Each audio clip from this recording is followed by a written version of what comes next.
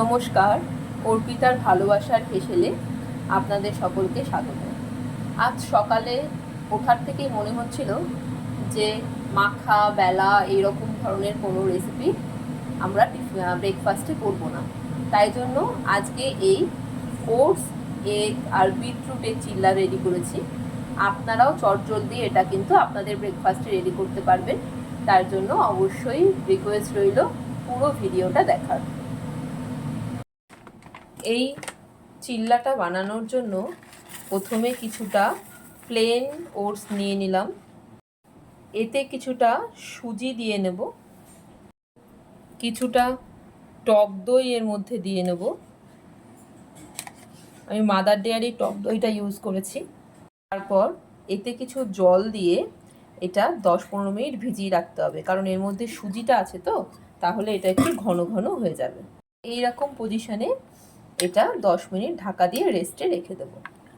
পর চিল্লার ভেতরটা বানানোর জন্য কিছুটা গাজর গ্রেট করে নিয়েছি, তাতে কিছুটা পেঁয়াজ কুচি দিয়ে নিলাম।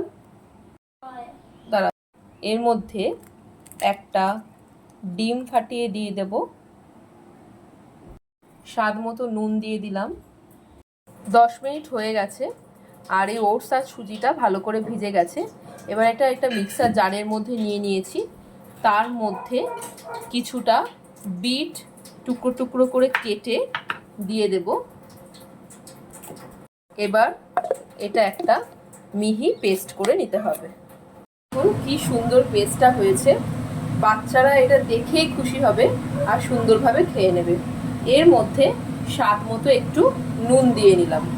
এরপর একটা প্যান গরম করে নিয়ে তাতে একটু বাটার দিয়ে নিলাম। এর মধ্যে এবার এই ব্যাটারটা দিয়ে নেব।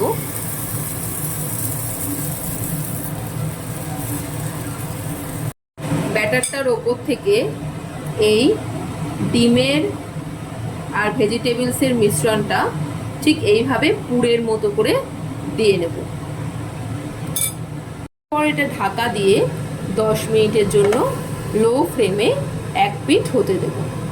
আপনাদের যদি অর্পিতার ভালোবাসার হেসেলের এই ছোট ছোট রেসিপিগুলো ভালো লেগে থাকে তবে কিন্তু অবশ্যই কমেন্ট করে জানাবেন এবং লাইক শেয়ার করতে ভুলবেন না। যারা এখনো পর্যন্ত আমার চ্যানেলটা সাবস্ক্রাইব করেননি তারা প্লিজ একটু সাবস্ক্রাইব করে দেবেন। 10 মিনিট হয়ে গেছে, একটা পিঠ খুব ভালোভাবে হয়ে গেছে।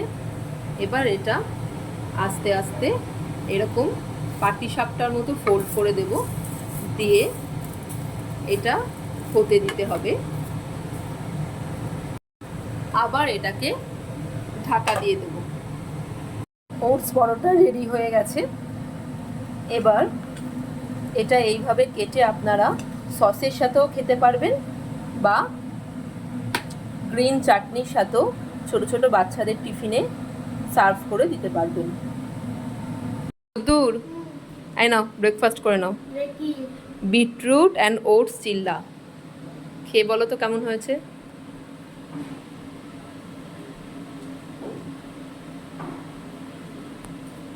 দারুণ হয়েছে। আই লাভ ইউ মা।